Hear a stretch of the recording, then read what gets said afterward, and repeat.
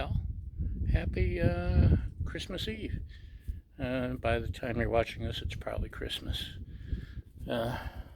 See, I've got my party pug shirt on. Anyway, I'm filming this on Christmas Eve. This is going to be part one if things work. Tomorrow I plan on fixing a Christmas paella on the Blackstone. But tonight I'm gonna fix the rice. I'm not gonna do it just any old willy-nilly way. We're gonna try something different. So before we do the rice, we're gonna fix up some of this other stuff. Let's see how it goes, shall we? Okay, we've got our Amaro rice cooker slash pressure cooker slash air fryer, all in one, everything. Cooker set up. It's set to saute. We're just waiting for it to heat, but I'm adding about a spoon of good old veggie oil. I have to remember to put that back next to the griddle. That's about the only time I use it anymore.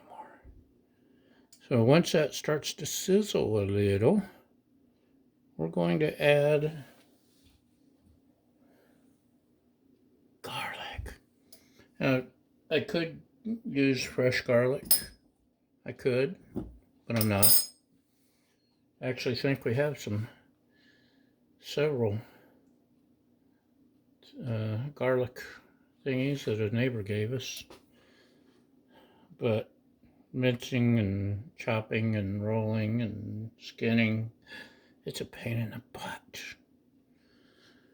So, the oil's getting a little smoky. Not quite a sizzle.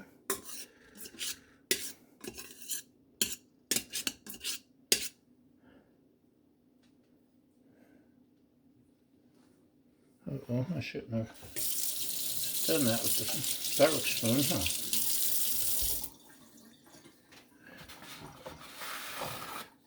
Even inside, I go through paper towels.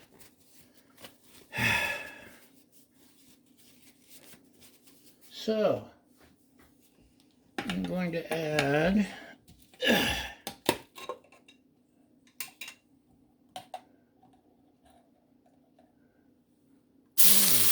oh yeah, it's hot.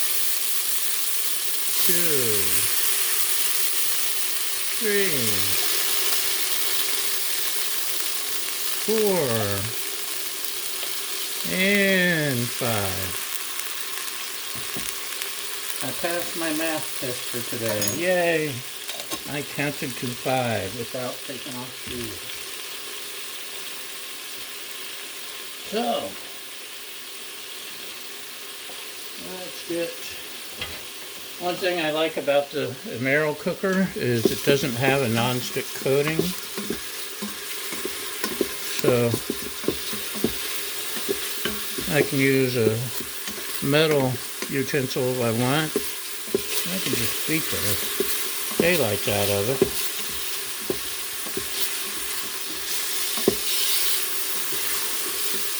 So the garlic's kind of soaked up that oil. What should we add next? Let's add about 3 tablespoons of tomato paste. I just started using the tube, and man, I love it. I wish I'd done that before. That's about 2, that's probably about 3. This is so convenient, because normally when you open a can of tomato paste, you use it like a tiny piece of it, and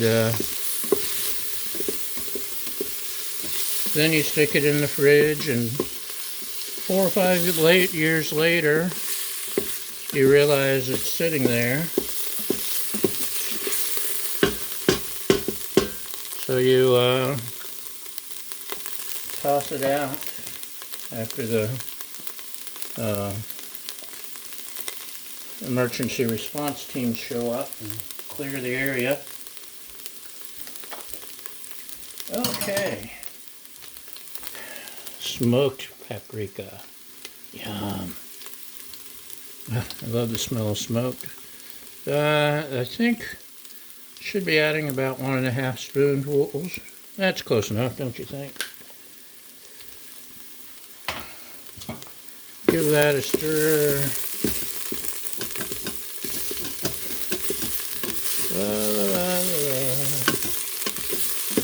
Get all that flavor together.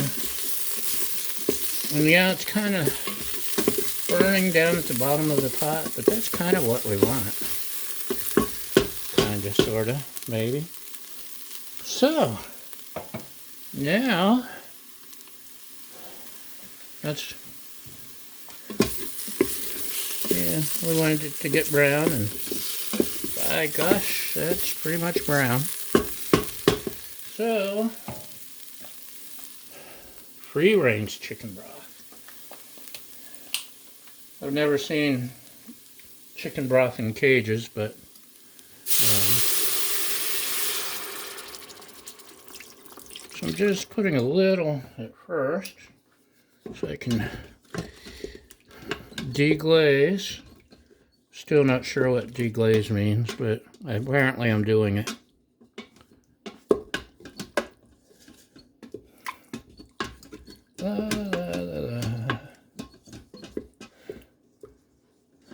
Trying to clean the sides a little too. Okay, I think that's deglazed. Scraping up all the burnt stuff on the bottom. And then we can add our, actually let's cancel the saute function.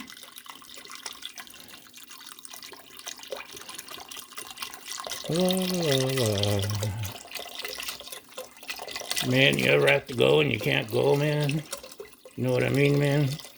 I know, you kids are too young for Cheech and Chong. Never mind.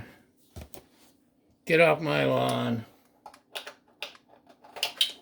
So, that was chicken broth. What else do we have? We've got some clam juice. I've never cooked with clam juice. I've been juiced, and I've clammed up.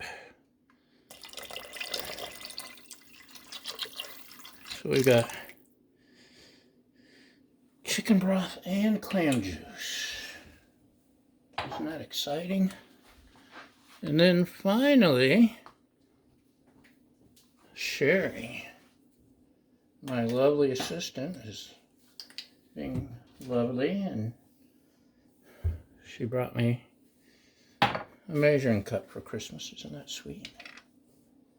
Suppose I should get her something too. Especially since she's got a birthday in just a couple days. Happy birthday, Cinderella. Let's see, how much of this did I want? 2/3 of a cup. Where's 2/3? La la la la la. Huh. Oh, there we go. I found it.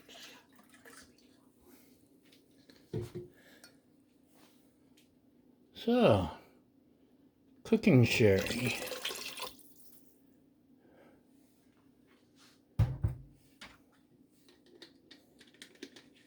And I don't think I've used cooking sherry before either. Another new. So instead of water, this is what we're cooking our rice in. Because we want it to absorb all these flavors. Normally when you do paella, it's in a really shallow pan. And they do grill it, by the way. They have special paella grills that you set the pan on, and it's really cool. But we don't have all that. However, we do have some botan rice. couldn't find paella rice anywhere in town this time, so we're trying out the bow tie. And anytime you do rice on the griddle, one of the most important steps is running it under cold water. Get all the stuff out of it. There's a word for that stuff. I just can't remember what it is. Can't remember my own name.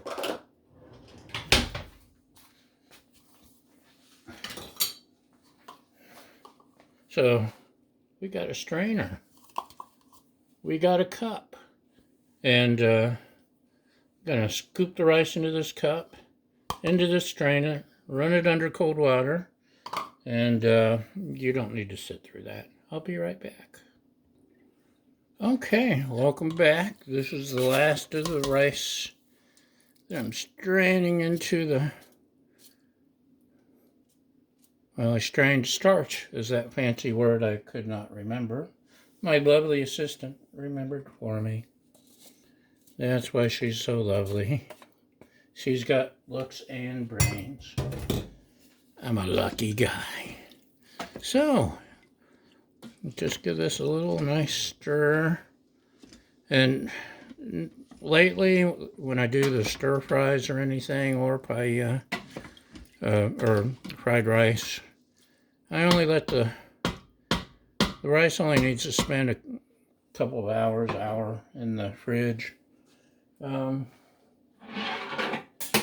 Tonight, I'm going to throw stuff around, but I'm going to let it sit overnight because I want that rice to get all full of flavor. So, let's see. Rice and timer. I only need 6 minutes. I'll naturally release when it's done and let it cool and then stick it in the fridge until tomorrow. And then we'll do part 2 of this exciting, action-packed Christmas episode, 2-part episode of Christmas Paella. Thanks for watching, y'all.